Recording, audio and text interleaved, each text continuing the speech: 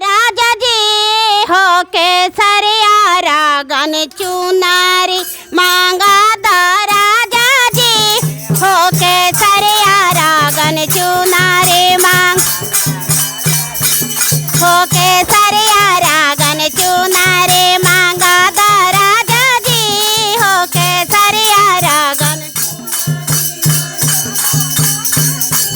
हो केसरिया रागन चुनारी मांगा दा राजा जी हो केसरिया रागन चुनारी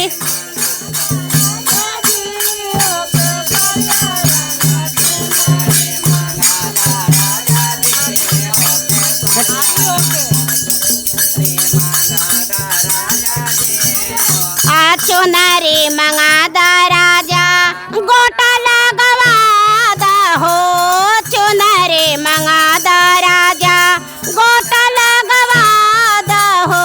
ओ अचरा में बोल बम लिखा दा राजा जी हो केसरिया रागन चुनारी मांगा दा राजा जी रागन चुनारी मांगा दा राजा जी हो केसरिया रागन चुनारी मांगा दा राजा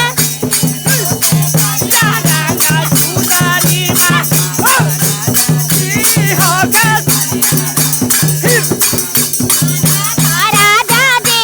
हो केसरिया रागन चुनारी मांगा दा राजा जी हो केसरिया रागन चुनारी मांगा दा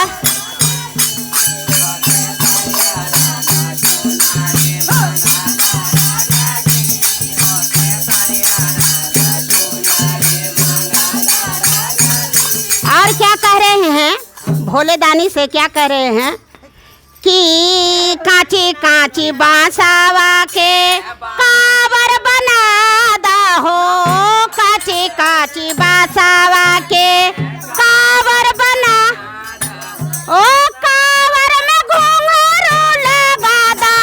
राजा जी हो केसरिया रागन चुनारी मांगा दा राजा जी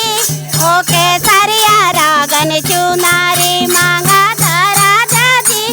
हो केसरिया रागन चुनारी मांगा राजा जी हो केसरिया रागन चुनारी मांगा दा राजा जी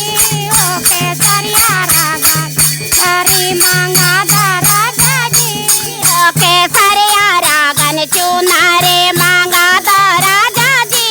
हो केसरिया रागन चुनारी सुल्तान गंज से जलवा भरा दा हो सुल्तान गंज से जलवा भरा दा हो कसवा पितारावा के लोटा मांगवा दा हो कसवा पितारावा के लोटा मांगवा ओ करो में बोल बम लिखा दा राजा जी हो चुना रागन चुनारी मांगा दा राजा हो केसरिया रंग चुनरी मांगा दा राजा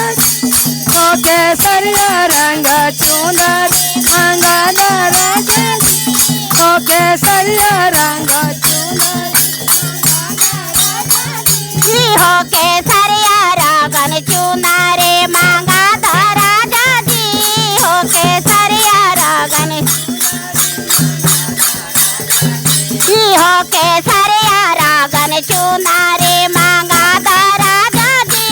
हो केसरिया रागन चुना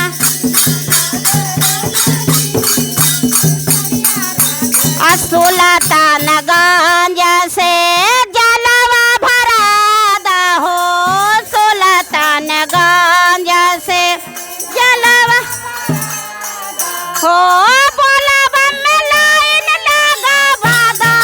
राजा जी हो केसरिया रागन चुनारी मांगा दा राजा जी चुनारी मांगा दा राजा जी हो केसरिया रागन चुनारी मांगा दा राजा जी हो केसरिया रागन चुनारी मांगा दा राजा जी हो केसरिया